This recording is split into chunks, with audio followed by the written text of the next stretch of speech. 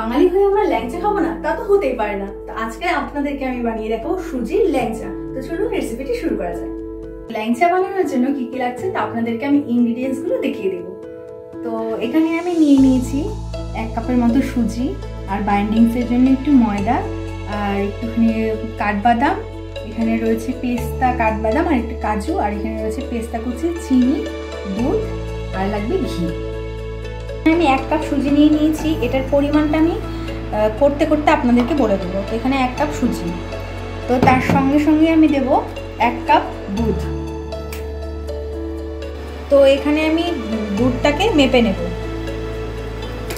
তো যেই কাপ দিয়ে আমরা সুজি মেপেছিলাম সেই কাপ দিয়ে কিন্তু আমরা দুধটাকে মেপে দেবো।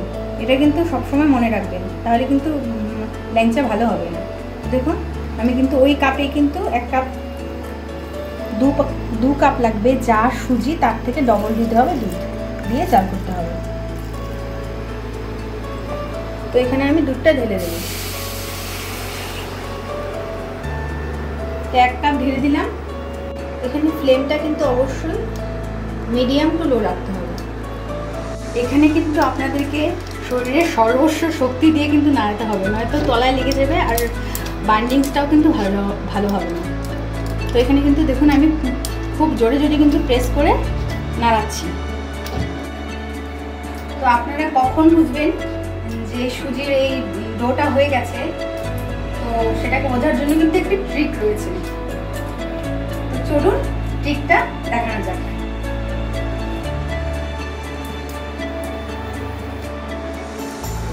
দেখুন এখানে আপনারা একটু নেবেন, নিয়ে দেখবেন, পাকিয়ে দেখবেন। দেখুন পাকিয়ে দেখবেন হয়ে গেছে, কিন্তু এটা বুঝে গেলাম আমি যে আমার এটা ডোটা হয়ে গেছে। এবার এটাকে নামিয়ে নেব। তো সেম এই জলের মধ্যে আবার আমার কিন্তু চিনি দিতে হবে। চিনিটার কিন্তু মাপটাও দেখে নিতে হবে। তো এখানে আমি যেই কাপ দিয়ে জল দিয়েছি 2 কাপ না, তো ওই 1.5 কাপের মতো জল দিয়েছি। তো সেম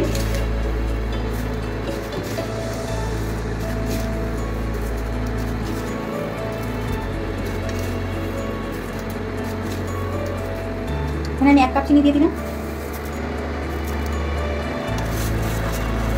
ডোটাকে ভালো করে বাইন্ডিংসের জন্য আমার কিন্তু নিচে নামিয়ে ভালো করে ডলে নিতে হবে, তবেই কিন্তু ল্যাংচা খেতে সফট হবে। দেখুন আমি কিভাবে ডলছি। বানানোর সময় আপনারা ভাবছেন বললো ফার্স্টে, ইস কত সহজেই বানিয়ে ফেলবে। এখানে তো দেখি বাবা অনেক পরিশ্রম, খেতে হলে তো একটু পরিশ্রম করতেই হবে। তো আমি যেমন করছি।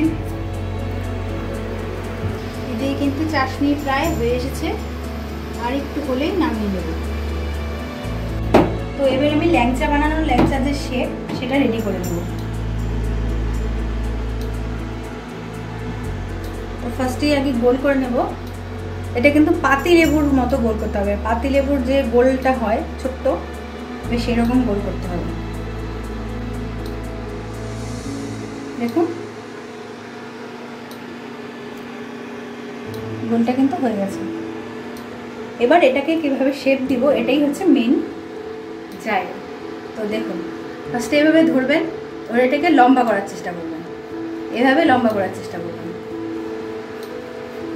এভাবে লম্বা করার চেষ্টা করবেন। তো দেখুন আমার কিন্তু একটা তৈরি হয়ে গেল। আর আমি সেম প্রসেসেই আবার আরেকটা তৈরি করব। দেখুন ফ্রেন্ডস আমার হাতে কিন্তু লেগে আছে। এরকম করে লেগে থাকলে কিন্তু শেপ ভালো হবে না। এটাকে আপনারা কিন্তু করতে করতে লেগে যাবে। কি করতে হবে, 2 হাত দিয়ে এভাবে বাটিটার 2 সাইডে এমন করে কেচে নিতে হবে। দেখুন আমার হাতের মাঝখানটা কিন্তু ক্লিন হয়ে গেছে।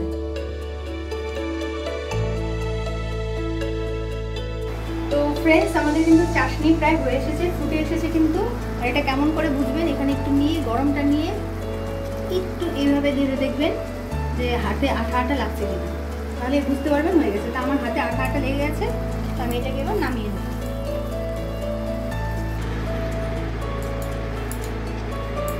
এটাতে একটা পাত্রতে আমি ঢেলে নেব।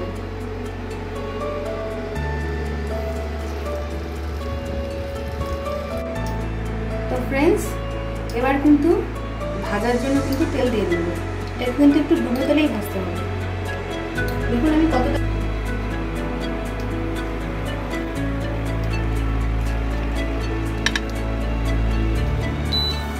কিন্তু একটু ঝাঁকিয়ে নিতে হবে, তাহলে কি হবে সমান তালে প্রত্যেকটা জিনিস ভাজা হবে।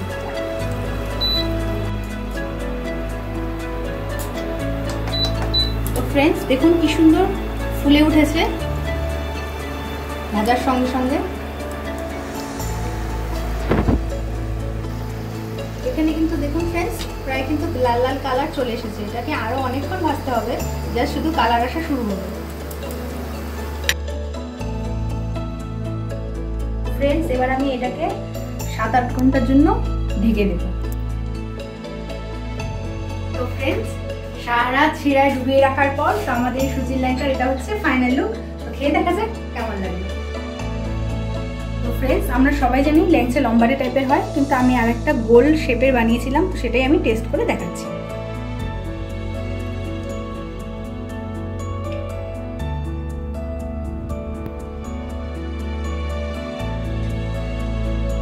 তো আমার তো খেয়ে বেশ ভালোই লাগলো।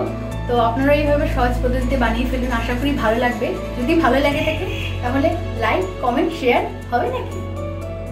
পরবর্তী ভিডিও নিয়ে আবার খুব তাড়াতাড়ি আপনাদের সঙ্গে দেখা করছি। আজকের জন্য নমস্কার।